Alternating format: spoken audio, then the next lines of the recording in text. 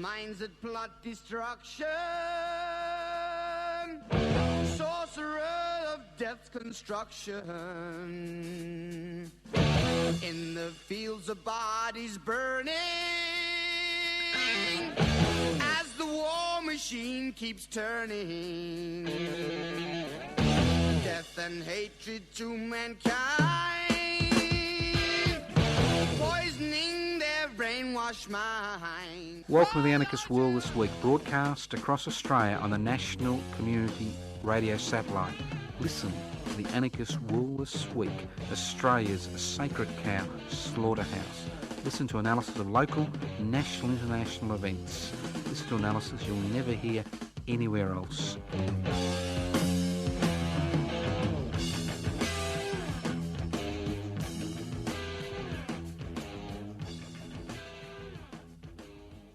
How extraordinary is the Anarchist World This Week.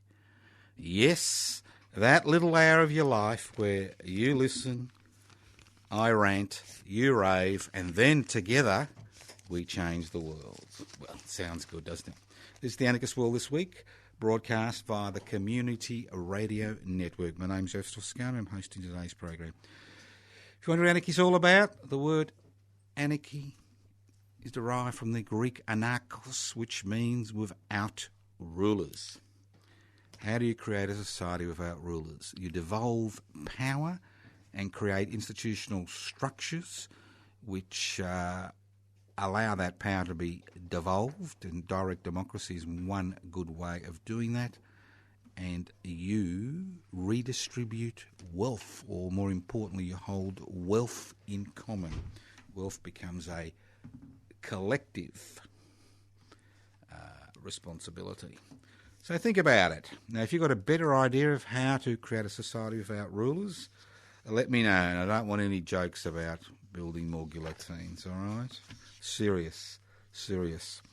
Now, we do have a serious program. We've got a lot of things we wish to talk about. The whole idea of the Anarchist World This Week is not just to give an analysis, but to encourage people to become organised and to become active. Because the price of freedom, as you all know, is eternal vigilance. And around the world, we are seeing what can happen when people take their eye off what's actually happening and allow those who exercise power to continue to exercise power on their behalf. Now, the first issue I'd like to raise is the issue of the Murchison little jaunt, which we'll be doing on the weekend of the Sunday, the 13th of November. Now, as I said last week, Francesco Fantin was an anarchist who was murdered at Camp Loveday in 1942. He was actually interned. He was an anarchist, an anti-fascist, an atheist, an anarchist, an anti-militarist, and has been interned during World War II with hundreds of fascist sympathisers and fascists at Camp Loveday in South Australia, and obviously, it didn't last very long, and he was murdered a few months after he was interned. Now, we believe that his body has been lost, but a few years ago we found that his body and the body of all Italian prisoners of war and internees who died in camps around Australia during the Second World War, there was about 250 of them, were disinterred and brought across to a common grave, or a grave site, an ossuary actually, in Murchison in Victoria. Murchison's not far from Shepparton, and if you're wondering where Shepparton is, it's about 160 kilometres from Melbourne. So for the last 4 years, we have been going there on the Sunday closest to Armistice Day, which is, as you know, the 11th of November, to pay our respects to Francesco Fantin. And why that day? Well, that day is the only day when the ossuary is open. This actual ossuary is actually an Italian war memorial, and obviously we are there with relatives and friends of many of the people who died, who make the journey from all over Australia. Obviously, most of them were not anarchists. I think Francesco Fantin would be the only anarchist interned there. And it's a respectful day. We get there at about 10 o'clock and we get there early so we can actually go into the ossuary and go up to Francesco's site, pay our respects, and then we hang around for about an hour and a half while our Italian Mass is conducted and the Italian consul, does his bit. Because in many ways this is Armistice Day is a little bit like Italy's our Anzac Day. And at the end of their ceremony, we conduct a small ceremony ourselves, honouring Francesco Fantin. And after that, in the spirit of solidarity of the day, everybody goes up to the river and has a picnic for a few hours. So if you're coming, we'd love to see you there. It is a day thing. It takes all day. If you want further information, you can go to my Facebook page, Toscano for the Public, or you can actually go to our website for Francesco Fantin, which is q7461fantin.org. q7461fantin.org. We'll be there at about 10 a.m. We usually finish by about 4 p.m. in the afternoon. Unfortunately, people need to make their own way. If you get there, you may be able to get a trip back home. It's very difficult to get there. The railway station is a number of kilometres away. But if you can get to Murchison on this Sunday, the 13th, you're more than welcome to join us. And then after the ceremony, to join us on the riverbank for a picnic. Now, the thing is, why bother? Why bother? Well, it's very simple. It is important that we remember people who during their lives fought for ideas that we still, support today. And we especially remember those people who paid the ultimate price for their ideas. And Francesco Fantin was murdered at Camp Loveday in 1942 because he was an anarchist, because he was an atheist, because he was an anti-fascist, and because he was an anti-militarist. And he had been involved in anti-fascist activity for the previous 18 years. He came to Australia in 1924 as a refugee. That's right, the big R, a refugee from Mussolini's Italy, from fascism in Italy. And for him to die in such circumstances is not just a tragedy, but it is it's important that we remember that history so we don't repeat that history, because, it was the old story. All Italians, they all look alike. They all need to be interned.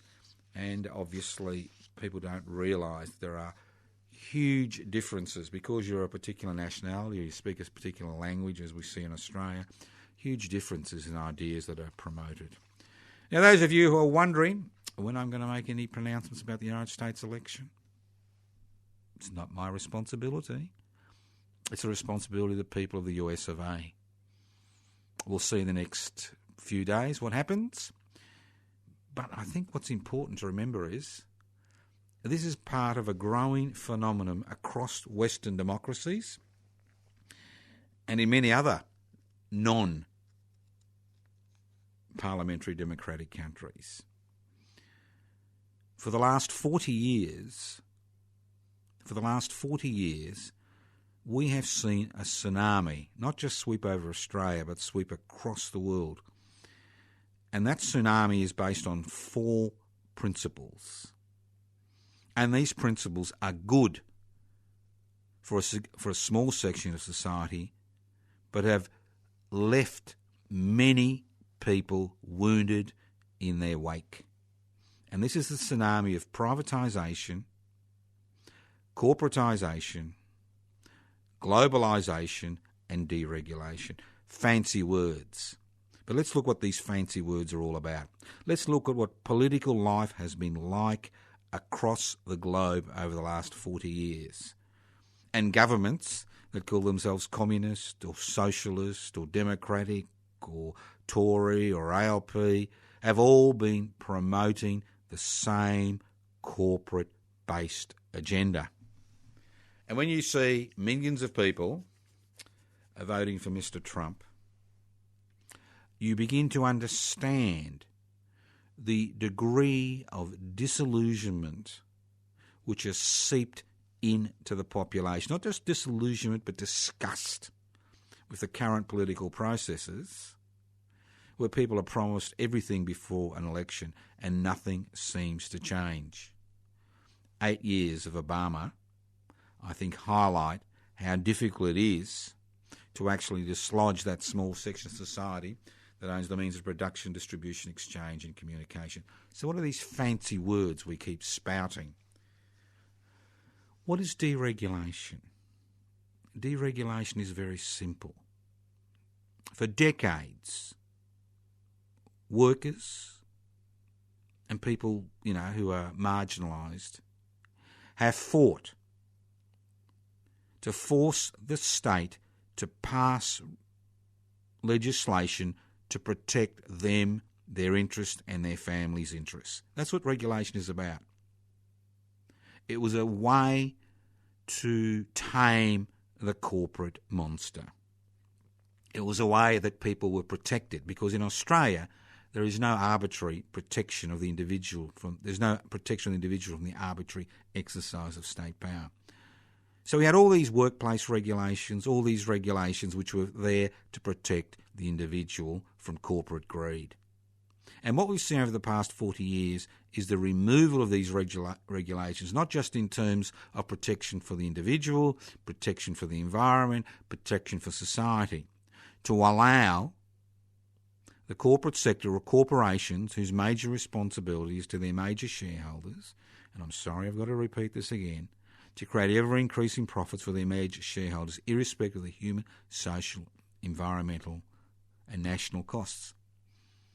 So what we see is these regulations being removed, which then free up the corporate sector, must be Christmas, free up the corporate sector to do what they like.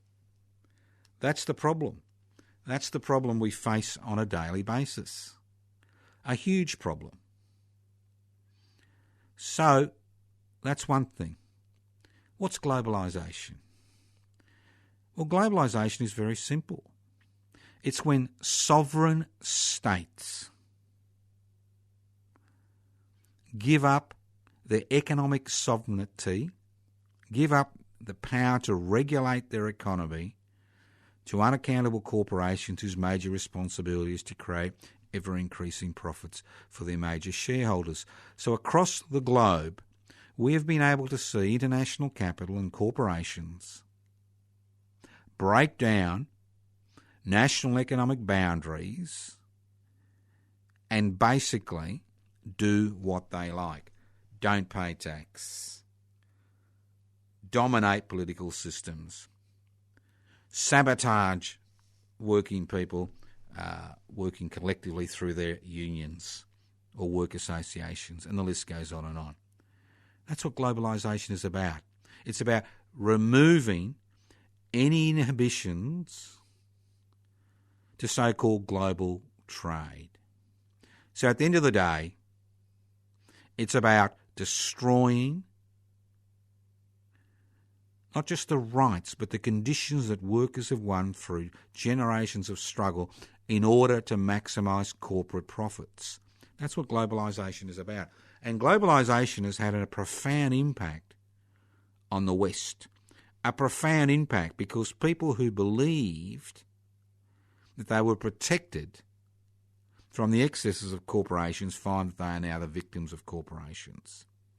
Then you've got corporatisation. What's corporatisation? Corporatisation is the ultimate end of a system based on competition, where there is no government regulation that actually regulates corporations getting bigger and bigger and bigger and bigger, so that they dominate not only the marketplace, but dominate the political agenda, they dominate the social agenda, they dominate the cultural agenda.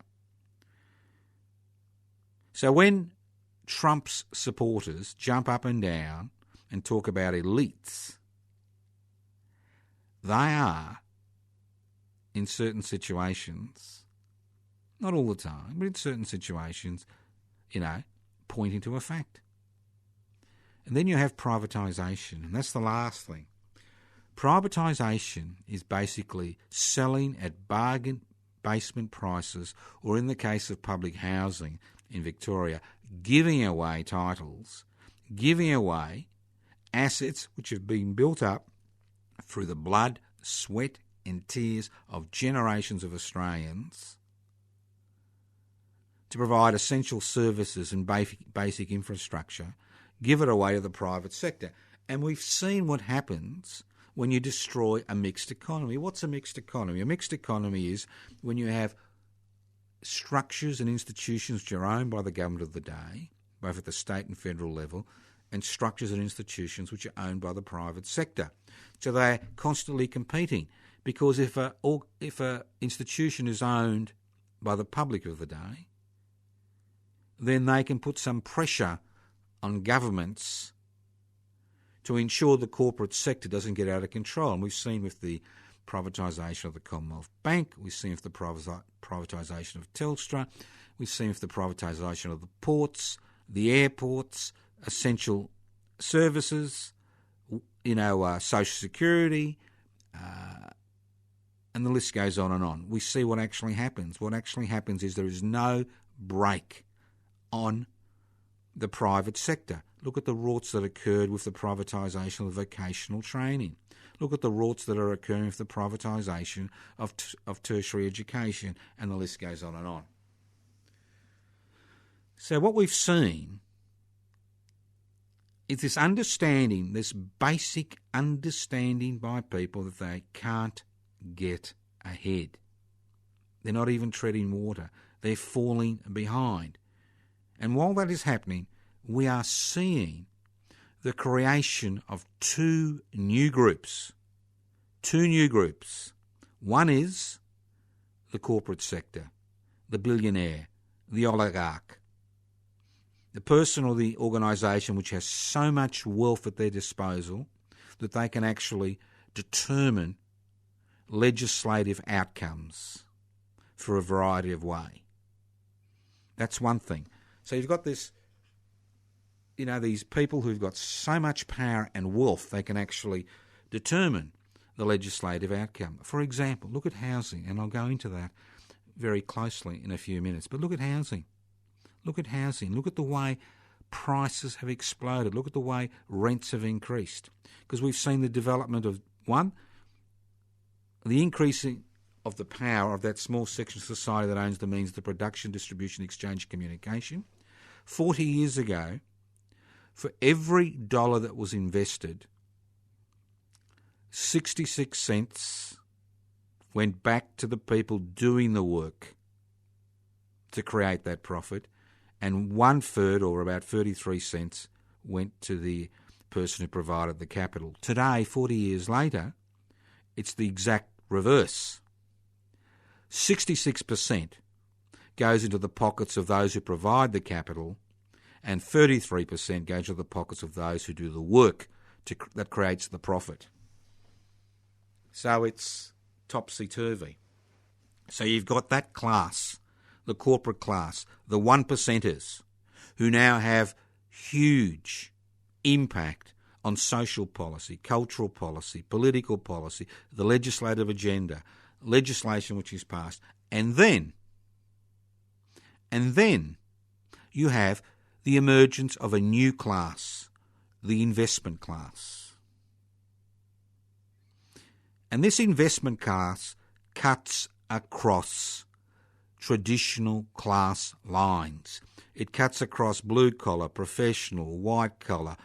It cuts across traditional class lines. People who are in the investment classes, and there are about 15% of Australians who are part of the investment class, about 1 in 7, they are people who have disposable income, who can then use that. And then what disposable income is a fancy word for saying once they've paid their bills, they've got all this extra cash there. And then they can use it, they can actually use that cash to invest, whether it's the stock market, the property market, etc., etc. Because there are so many tax-friendly laws for the investor that they can actually increase their income and dramatically legally decrease the taxes they pay. So this investment class, you could have a very, skilled tradesperson being part of the investment class. You could have a bulk billing doctor who isn't part of the investment class. So you change the way we actually look at people. And what's happened with this investment class, which has risen and risen and risen, which has actually been able to not create but acquire most of the profit that's been done, is that because they don't pay taxation and because the corporate sector pays almost voluntary taxation, there is never enough resources to look after the needs of the 33% of Australians who rely on social security benefits to survive, or the working poor. What an extraordinary statement, the working poor. People who work their butts off but don't make enough money to actually meet their day-to-day living expenses. And the 67 cents in the dollar of tax which is raised from pay-as-you-earn taxpayers. So you can see the situation is becoming more and more difficult. But the dilemma is most people don't join the dots. Or if they join the dots, they throw up their hands in horror and say, what's the point? You can't fight City Hall. You can't fight the elites. You can't fight the corporate world. Well, you can. And the history of humanity has been a history of fighting back. Not just fighting back, but a history of winning. A history of winning those fights. So let's move on to the latest innovation. Now, we formed, a number of us, a handful of us, formed Public Interest Before Corporate Interests in April last year. And the whole purpose of Public Interest Before Corporate Interest was to create a climate where people believe they could actually achieve change. And public interest before corporate interests uses both electoral politics and direct action to promote the idea that the interests of the population of the whole should always be put before the interests of unaccountable corporations whose major responsibility is to create ever-increasing profits for their major shareholders, irrespective of the human, social and environmental costs. That's what it was about. And we're involved on a number of struggles now. A number of weeks ago, about 4 weeks ago, we were approached by people from the public housing sector to assist them to create a campaign to force the Andrews-led Victorian state government, because it is this particular campaign's been initiated in Victoria, to change its policies on the privatisation of public housing. And we've now formed a group called Defend and Extend Public Housing. And that group has been formed by public interest before corporate interest to facilitate all those people who are involved in that campaign to come together and work collectively to promote the idea of public housing. Now, this is not just a sectional campaign. This is a campaign that crosses all divisions in society. Because public housing is the last break on the escalation of rents and housing prices in this country. And in Victoria, unlike in Queensland when the Labor government was elected, they tore up any private contracts to privatise public housing.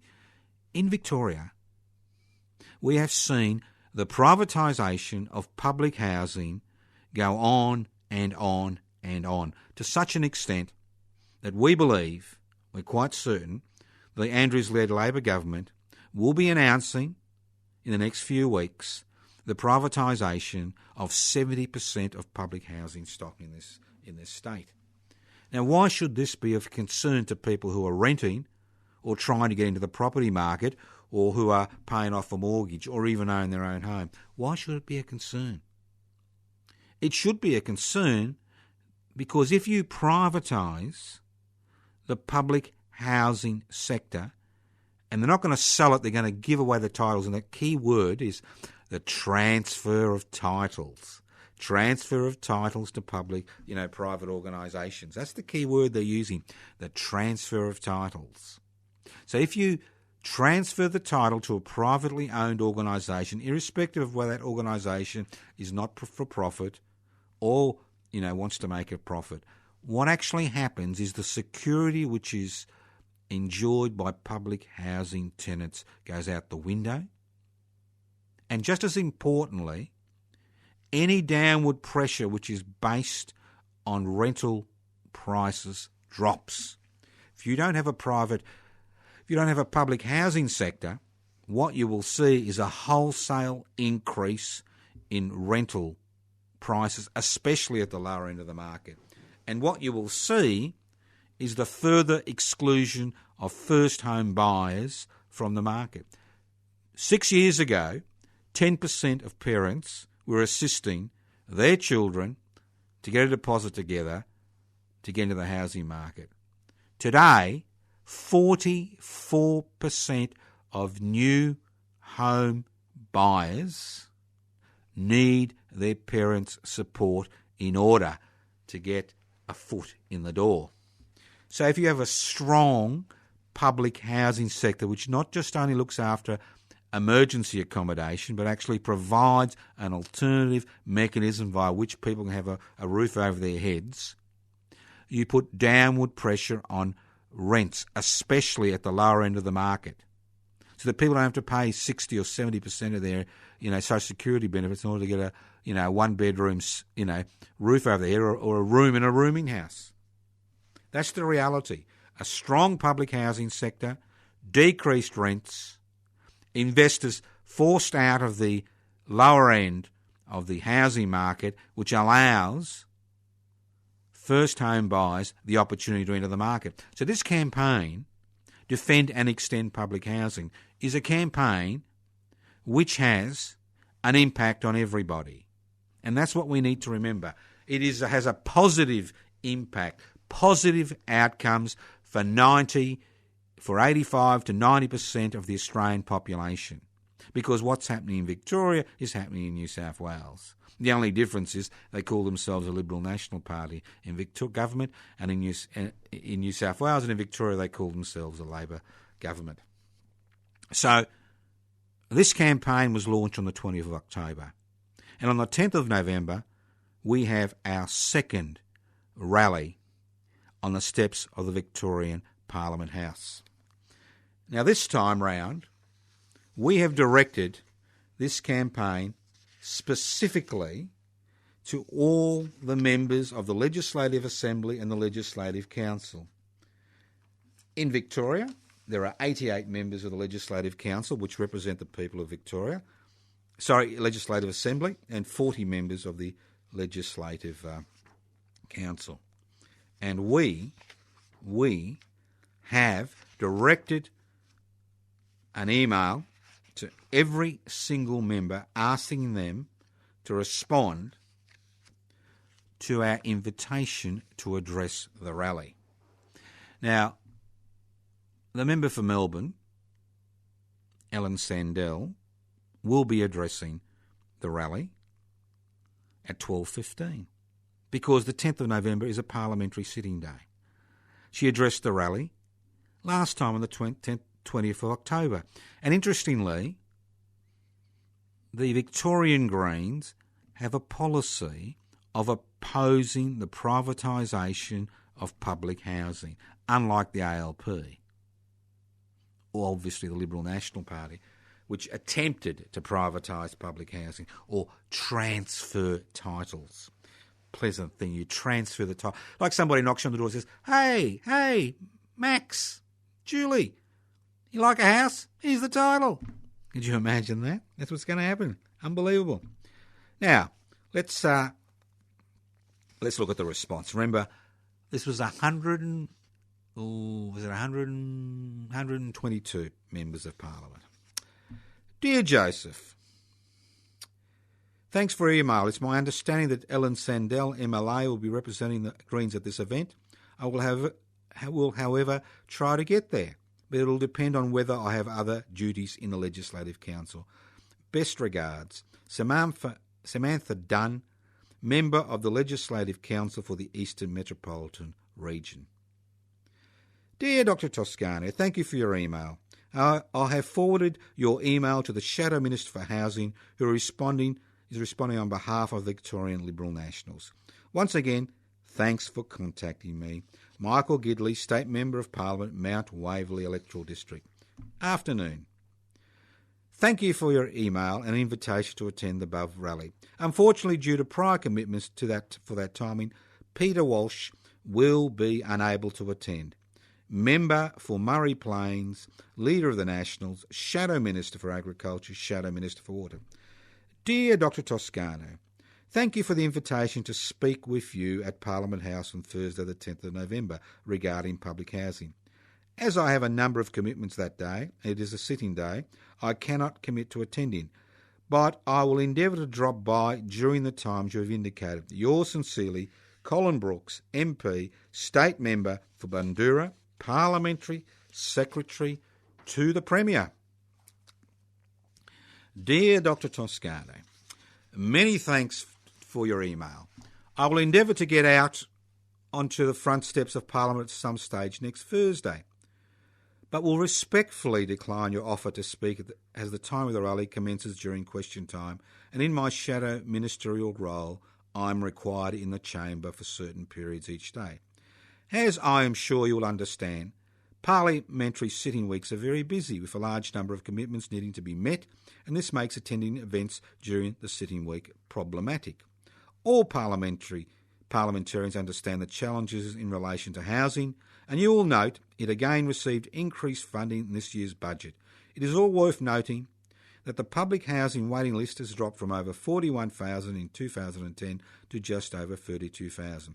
There remains much more to do, of course, but one positive is that where other states have escalating waiting lists, Victoria is, while still far too high, reducing. Being under just halfway through this term of government and still over 2 years away from the election, the Coalition is yet to release its major policies in any portfolio and many ideas currently under consideration. On a matter raised in your first email some weeks ago relating to 70% of the public housing stock being privatised, I have raised this with the Minister personally, and he has assured me that this is not the case.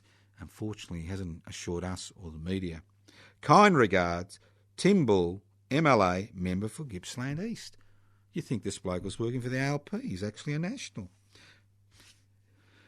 Dear Joseph, thank you for inviting the Attorney-General to speak at the Defend and Extend Public Housing Rally on Thursday the 10th of November. Regretfully, the Minister unable to attend and extends his apologies. Also would like to let you know that we never received your previous email. All incoming correspondence is registered, considered and responded to accordingly. And then, hi, thanks for your email. I'm a strong supporter of both public and social housing. I was wondering if you might be able to advise me. Do you support community housing providers like Yarra and Fort Pillar? Do you support having standalone public housing dwellings dispersed throughout the community? What do you think about having mixed developments where public housing tenants live interspersed with social housing and private housing tenants?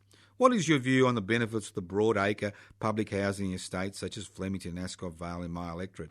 Do you have a preferred model for the provision of public housing? Do you think we should be looking at more dense housing developments near major transport and employment nodes? I look forward to hearing back from you. Regards, Danny Pearson. Well, we've entered a little bit of discussion. I said to Danny, look, we're about defending and extending public housing. That's what we're about, defending and extending public housing. It's really up to you. It's really up to you. You know, we don't have a policy regarding community housing, social housing. What we want to see is the retention of all public housing and the extension of public housing. What particular model is followed is a matter for debate. And this is the issue. This is the interesting thing. Because if you look at what's been happening at Bendigo Street in Collingwood, you can see how the divide and rule strategy of the government is coming to the fore. And this is what happens in these campaigns. What they try to do is they try to divide and rule us, because a house divided is a house that's not going to get anywhere, is it? For example, you've got people who are homeless. You've got people who are squatters. You've got people who are on the public housing waiting list. You've got people who are in public housing. You've got people who are renting. You've got first home buyers. You've got people paying off mortgages. You've got people who, and the list goes on and on. The thing is, our positions are not mutually exclusive. We are not natural enemies. And it really pains me to see people on the public housing list, complaining about the homeless, trying to get on the public housing list. And people who are renting complaining about the homeless or people in public housing. And the list goes on and on. What we need to remember is we are all in the same boat. On the top level, in the captain's quarters, is the 1%ers, the corporate leaners. On the deck, enjoying themselves, is the investment class, who obviously don't want a strong public housing sector. And then the rest of us are in steerage, pulling the oars, keeping the good ship Australia afloat. Now, there is one thing missing regarding this rally. If you're in Victoria, on the steps of Parliament House on Thursday the 10th of November, from 11:30 to 1:30. We have a bevy of speakers, and we'll have more speakers on the day. We'll even have an open microphone. We've got Ellen Sandell, the MP, state member for Melbourne. We have Fiona Ross from Friends of Public Housing Victoria. We have the re-elected councillor Sue Bolton from the Moreland City Council. You've got yours truly, the co-convener of Defend and Extend Public Housing Australia. You've also got John Twegg, the other co-convener of Defend and Extend Public Housing Australia. We've got Robbie Thorpe coming along. Howard, a long-time Indigenous activist and a great friend of public housing. Howard Morosi from Friends of Public Housing Victoria. And Mark Towler from Experts by Experience. Now, obviously not everybody we invited is turning up, but many will be turning up. But we need you. In order to be credible, because this campaign will be fought on many fronts. It will continue to the next state election.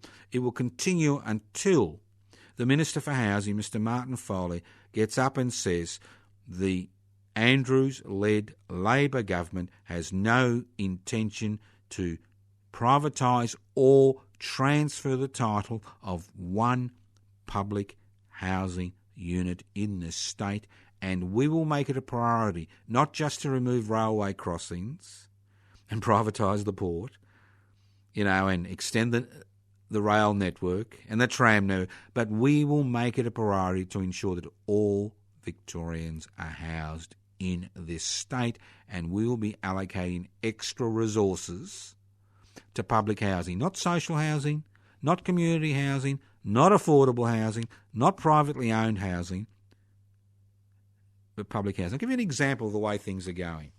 Now, those of you who've been around a while, and I've been around a long time, and fortunately I'm still here. Some people not like to see me here, but I'm still here, and I intend to live to 103, maybe 104. Well, that's just what I intend to do. Whether it happens or not, obviously, is a different matter. But Ashburton is a suburb in Melbourne. It's getting a little bit gentrified these days. And they knocked down some 60 public housing residents. There were two stories which needed to be knocked down, and they were empty for a number of years. And finally we have a plan. On that public housing site will be built 255 units. You think, hallelujah, brothers and sisters, hallelujah, another 255 public housing units. No, sorry. There will be 195 privately owned units, which will be in a 6-storey block. And across the road, on the same block, will be a 3-storey, 60-unit public housing block. They didn't even have the decency of interspersing the public housing units with the privately owned units. 190 private, 60 public, across the road, looking at the 6-storey block. Come on. Same in Preston. Empty public land, 5 years, where public housing stock had been demolished. Private residence, 65 units, public. Who knows how many privately owned? And the list goes on and on. I mean, this government has forgotten. It has forgotten its responsibility to the people of Victoria. And obviously, the same story is being replicated across the country, especially in New South Wales, where the Liberal National Government is tearing down public housing units and not reallocating people in the same community they lived in for decades. And that's the key. It's not just the 25% of your income that goes in rent, which is important, but the fact that you've got security, that you can put down your roots, that you can actually, interact with the local community around you. You can send your kids to the local school. Now, we need your help. One, we need you at the rally. We need you at the rally. So if you're living in Melbourne and you've got nothing to do, we want you at this rally. 11:30 to 1:30, Thursday the 10th of November, on the steps of Parliament House, Spring Street in Melbourne. We need you, because for us to have credibility, for Defend and Extend public housing to have credibility, we need to be able to mobilise people to come to these rallies. And if you think that it makes no difference, think again. We are gaining traction in this particular struggle, because the ALP is about to commit, the Parliamentary Labor Party in Victoria will commit political suicide if they go down this path of transferring the title / privatising public housing in the state. They will go down the gurgler. They will lose 6 inner city seats, which they're hanging on to by the skin of their teeth, because the Greens have made it quite clear they oppose the privatisation of public housing. They want to see the extension of public housing. Alan Sandell is doing the running on this, and she will tell you tomorrow. That is their policy. Now, if the ALP wants to lose the next state election of the Liberal National Party, well then they go down this path. Now, in order to alert people in the ALP, influential figures in the ALP, not just the Parliamentary Labor Party, to what is actually happening, the Victorian Labor Party is holding its state conference on Saturday and Sunday. That's the 12th and 13th of November. You like that? Defend and extend public housing. If you can't make it to the rally, we'd like to see people there at 8 a.m. on Saturday the 12th of November outside the conference site. And where's the conference? The conference is at the Moonee Valley Racecourse, which is at the Burston stand, McPherson Street in Moonee Ponds. And if you've got to catch public transport, it's about 1 kilometre away from the Moonee Ponds station, about a 15-minute walk.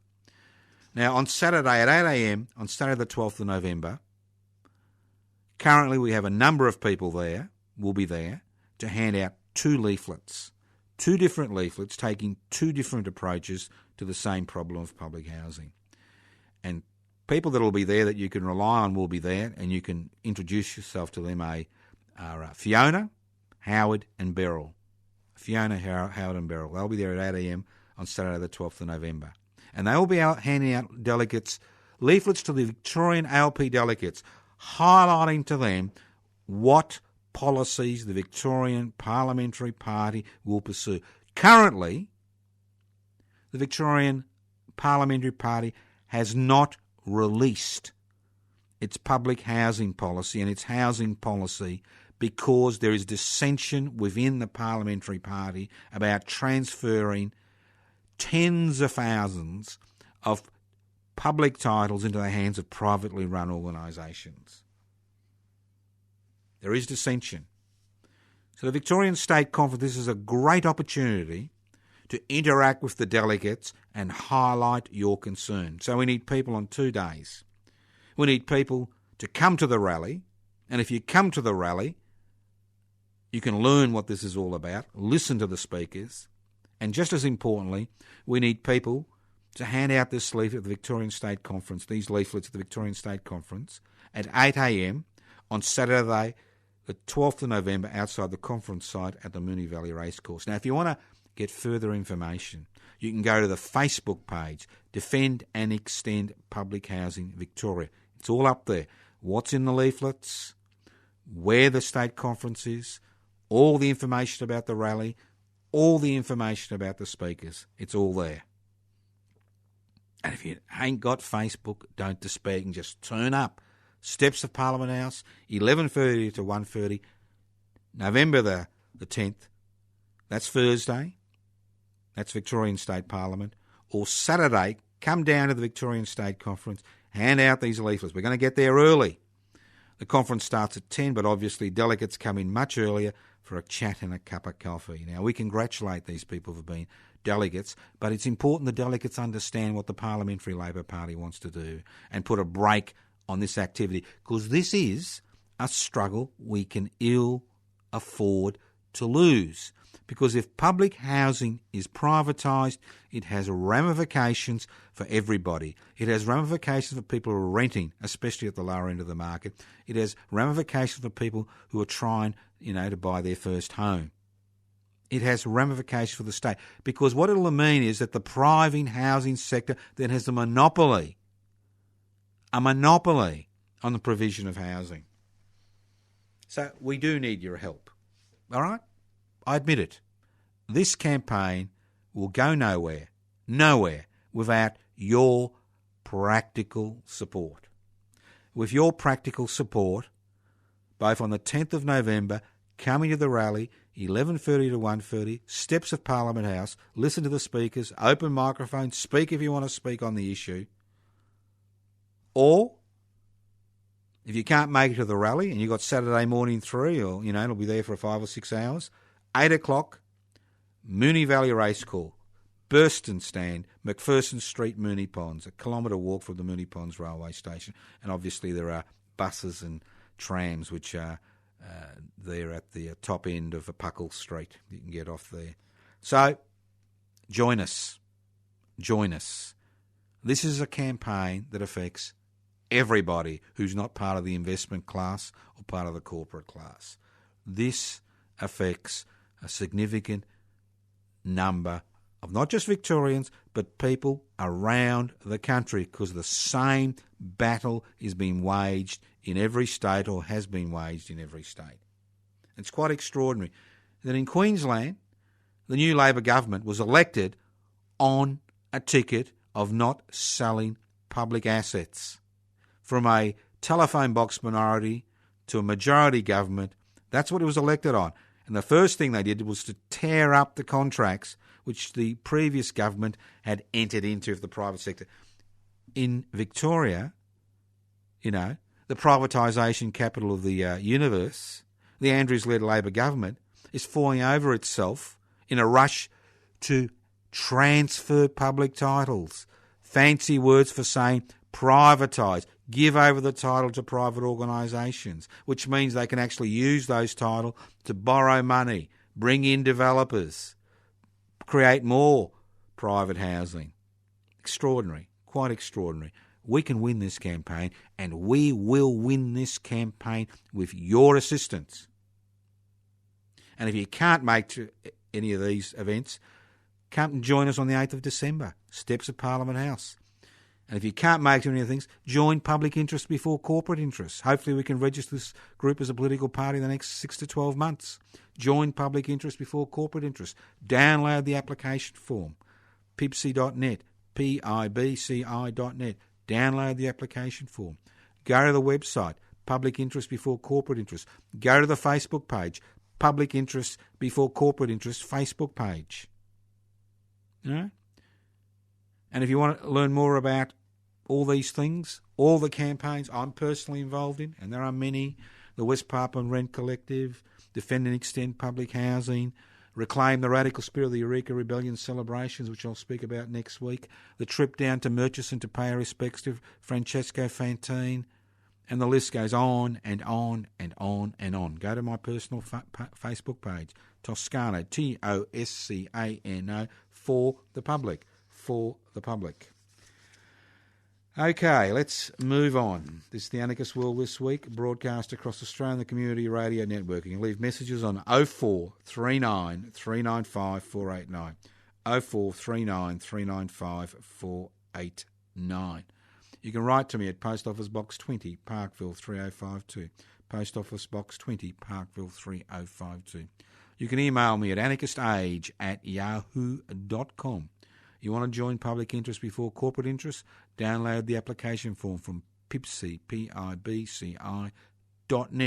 Want to get involved in the Defend and Extend Public Housing campaign?